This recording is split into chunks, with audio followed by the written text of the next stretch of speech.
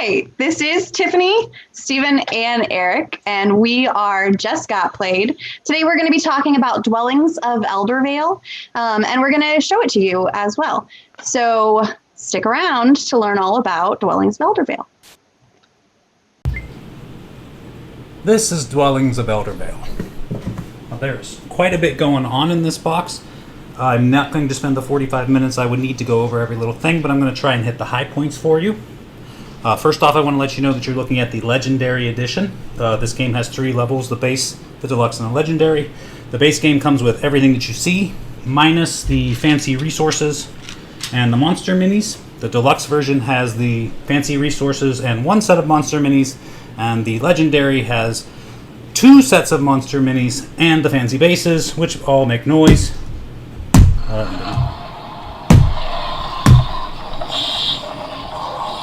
So the base production level of this is just off the charts as it goes anyway. So let's break into it. This is the world over here. I set this up for a 2-player game. The more players that you add, it does play 1 to 5. I have not played the solo game, but the more players that you add doesn't really change the rules. It just adds to more stuff going on, more people being around, and things like that. You can see that this is the extra realms that have yet to be placed out there, which would be one of the actions on the board. So this board would grow as the game goes on. The timers in this game are when this deck runs out, or when somebody builds their last dwelling, and you can see there are 6 in your player tray.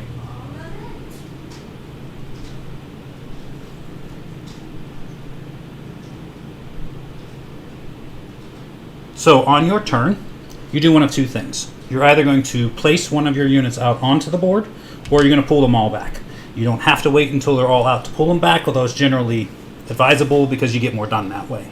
There are basically 2 types of hexes on the board. You'll see these 5 have like a gold border on them. Those are called ruins, and the rest of them are realms.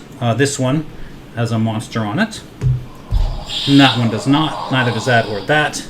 As I said, there's all of these yet to go. The game has 8 colors in it. You play with the number of players plus 2. So for arbitrary reasons, I chose red and blue for Tiffany and myself, and then purple and yellow just because. And you can see we're only using 4 of the 8 colors in this particular game, whereas if you were playing with 5, you would use 7 of them. But at no point do you use everything going on. So that really increases the replayability of all that. So back to what's going on. As I said, you can either place one of your units out, or you pull them all back. The 5 ruins places basically give you something to do. Overall, this is basically a worker placement game that has combat in it. Okay, so the 5 places that you can go to do things, this is you can trade resources for cards. There's a whole deck of cards that do various things. They're all mostly relatively unique, and there are 3 types of cards, which I know are very tiny. But you basically have spells, you have quests, and you have, I forget what that's called, but it's endgame scoring points. Spells can be used when they say, quests are when you accomplish something, and of course, endgame points for the end of the game. This one over here lets you build a dwelling. If you have a unit out in a realm somewhere already, let's say I have that one there, then I could go here, in theory, and make this into a dwelling. And all you do is you grab one of your dwelling tops and put it on your worker and put him in that spot. Each one of the realms can only have 1 dwelling in it of any color. So if I were to do that, that is now mine, and nobody else can do that, though anybody can still move there like any other normal space. And when I were to do this, I would pay this amount, and since this has 2 red symbols there, I would move up 2 spots on the red. Thank you. In addition to that, I could go to this spot. This is the portal. This just lets you recruit one of your other units, of which you have workers, a wizard, a warrior, and a dragon. And they all have different special rules for each of them. And you will also notice that each faction has 2 special rules for 2 of them. So the Pirates of the Nightmare Cove has special rules for the wizard and the warrior, whereas the Atlanteans have special rules for the wizard and the workers. That is really the only difference between the factions at all in this game, is the special rules for 2 of the units. Aside from that, everything plays the same all the time. Down here, you can go to the fortress where you can trade in resources for gold. Gold is the wild resource in this game. And then over here is the dungeon, and this is going to play a part in the timer. So if you go to the dungeon, you will first place a new hex, and then you must buy 1 card, and you can buy 2 cards from the dungeons. All right, so the first thing I would do is look at the new hex. This one has a monster. I get to place this wherever I want, connected to 2 other hexes. I might want to place it close to me, farther away from me, however I feel like it. Let's just say for arbitrary reasons there. That's going to get the red monster. And this you pull off of the dungeon. You see these little stacks here. They are randomized, and then you put them in these spots. Okay? So that is the placing the hex, and then you get to buy 1 or 2. These are the dungeons. You will see that just like over here, we only have the colors that we're using in the game active for this game. So we have purple, red, yellow, and dark blue, whereas the rest of these colors are just not there in theory. If I were to buy 1 or 2 cards, I would pay the cost on the card, and then I would place it in my own little tableau going on here. If I were to buy a second card, it can't be from the same dungeon. I would have to go to one of the other active dungeons to do that. And once my turn is over, I would flip whatever needs to be flipping to be active for the next player's turn. The rest of them are the realms. So if I were to put a worker in, let's say, this realm, basically this is just a get some resources type of a move, and that's true for all of the realms. So here I would get to choose this one or this one. This is a potion, this is a potion and a gem. Of course I would choose the potion and a gem, and I can either cash this in right now, slot it into an appropriate slot on one of my dungeon cards, or put it here to do either of those things later. You'll see I can store at any time for these. And then, like I said, at any point in the future, I could say, you know what, I'm going to go ahead and put this in this spot. Or I'm going to go ahead and cash that in for a potion and a gem. Okay. So that's basically the putting the workers out part, the pulling them all back in. This game is slightly unique in that you can put the ones that come off the board onto your dungeon cards to do things with. So for instance, if I pulled this guy off and put them in this spot, I would get a potion. If I pulled a guy off and put him in this spot, I would get to recruit one of my other units, just as if I had gone to the portal. If I put a guy in this spot, I would get to place a dwelling on the board, just like I did by going to the mill. And then the dungeons themselves have different things going on them, and the cards get more varied and or complex as you get down into them. These are of course randomized, shuffled, and then put back down there, so you never know what's going to come up next. But for instance, this one you have to put the wizard on, but he'll give you either 3 potions or 2 cards. That's awesome. Etc., etc. You'll see some of them have spots on them where you can put things, and this has to do with those orbs over there, which I'm just not going to get into right now. So as I said, you will pull the units back. They will go onto your cards, unless they come from the Underworld. So in theory, if I would have lost a battle with these 2, they would go into the Underworld. You'll notice you will get a sword for every unit that you place into the Underworld, but at the end of the round, the ones that, when you call the end of your round, I guess, the ones that come off of the Underworld just go straight back to your player board. They do not get to, again, thank you, they do not get to activate your dungeon cards. For every one of your dungeon cards you have, let's say that I did buy this, that would also put me up 1 on the red for that. If I had bought this one, it would put me up 1 on the blue. And actually, since I started with blue, I would actually be at 2 now. So 1, 2.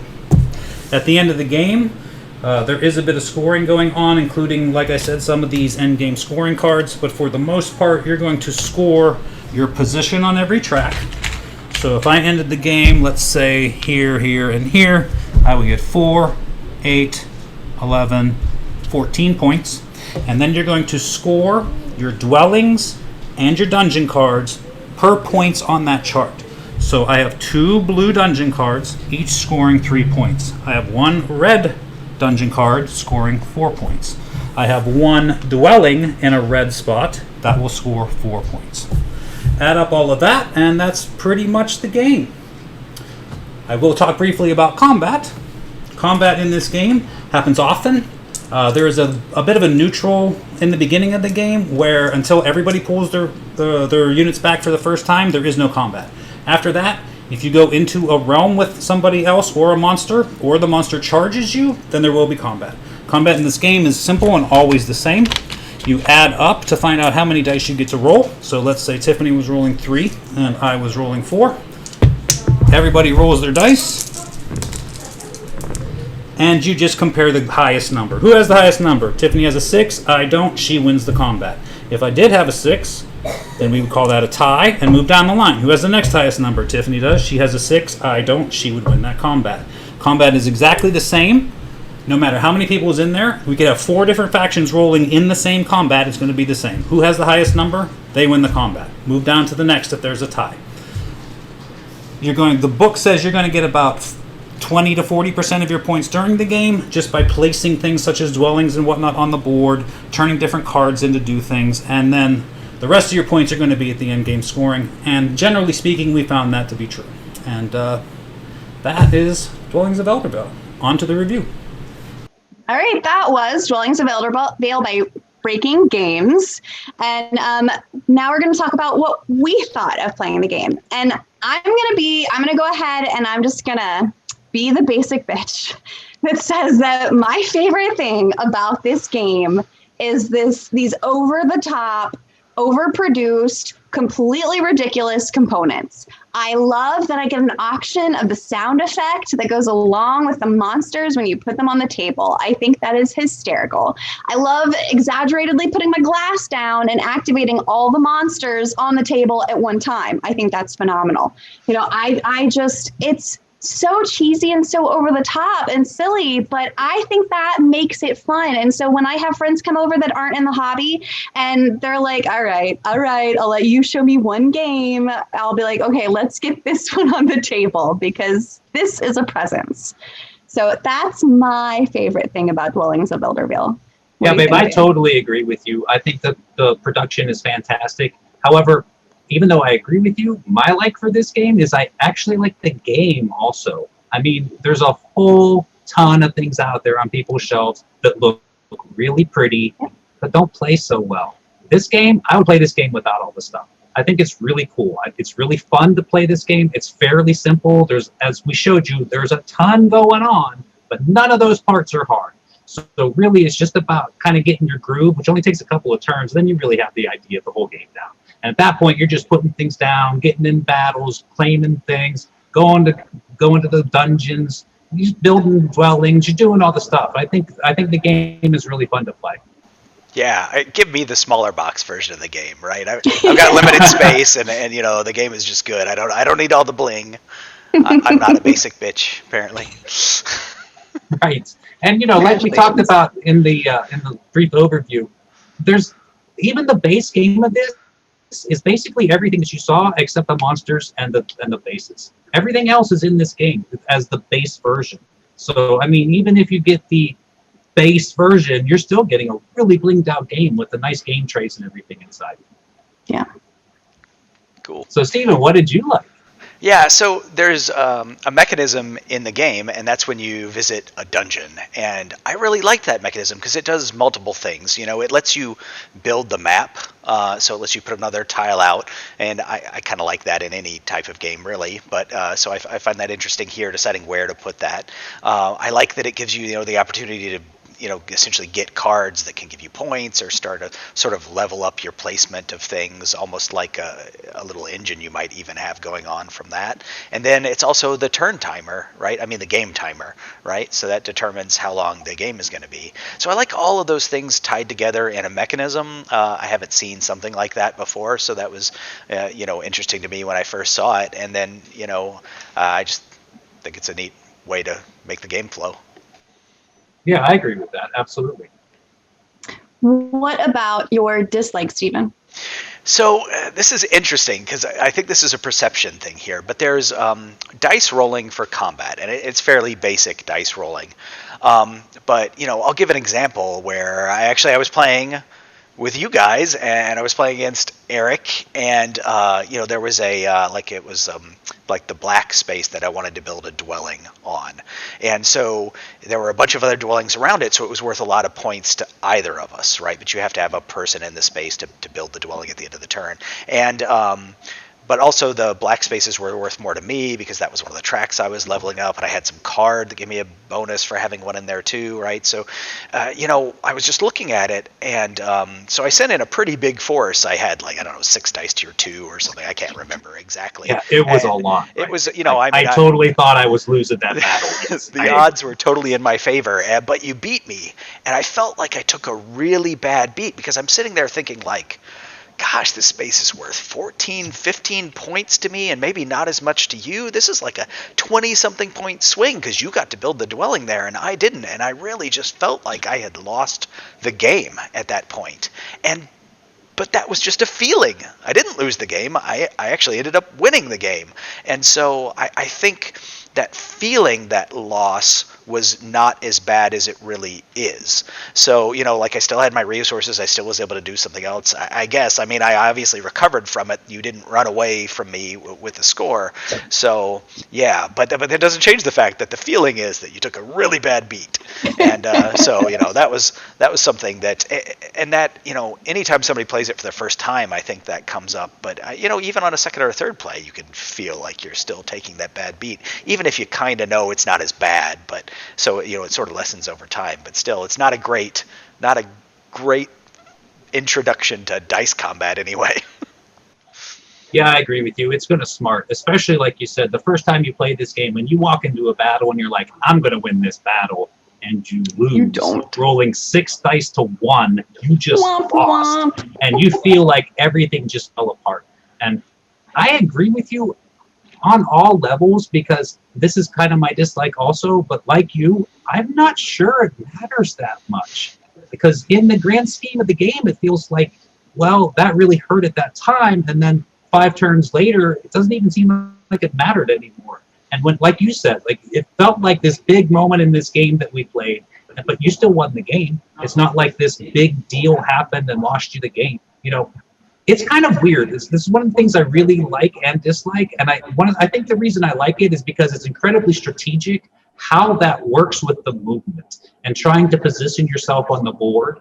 And just as for example, in that battle that it was me and you had 6 guys in there you're trying to win. Well, you had 6 dice. I'm not sure how many people you had, but you had 6 dice you were trying to win. I had 1 guy in there. And I brought the guy in from the next place because I wanted them to lose and get him off the board so I could play somewhere else. Right. And I ended up winning the battle. I mean, so it's kind of one of those topsy-turvy, wow, that was fantastic. Now I'm screwed. So I'm with you on that. It's a little weird. It's swingy. Yeah. Yeah. I think for my dislike for this, and this just comes from, I love worker placement. I love the way these cards work. So when you get them and then you put them in front of you, you now have a place, an action that your workers can do when you retrieve them. I think that's super cool. And so I love the cards in this game. I didn't mention that before, but it's another part of the game I love. But because I'm going and getting cards and trying to use these cards to the best of my ability, I'm pushing the end of the game. And so every single time I've played this game, it's ended way too soon for me because I want to see more cards. I want to see what else is in there. And I always just feel like it ends too soon. And so I don't know if I just want more game time in there. I don't know if, what it is, but I just know that every single time I've played this game, every single time it's ended, well, with the exception of the one time when you won. But every other time I play this game, I've been like, no, I'm not ready for this to end yet. When you won, I was ready for that game to be over. But every other time, you were like, come on, finish it off. Come on. Well, it's funny though. There are a lot of games where you can just sort of get absorbed in this cool engine that you're building, and then the game ends, and you're like, oops, I forgot to get points, right? Like Didn't do Dominion the game, and I Race was for doing the the engine. Galaxy and things like that, right? Yeah, So- that's totally her MO for sure. There's a lot of games that we play. I've never heard her say a game is too long because that's how she is. She gets wrapped up in the engine and the mechanisms, and she really starts to grind on that. I wanna And before explore you know that. it, I go, 12 all right, hours. last round, and she's like, "What do you mean last round?"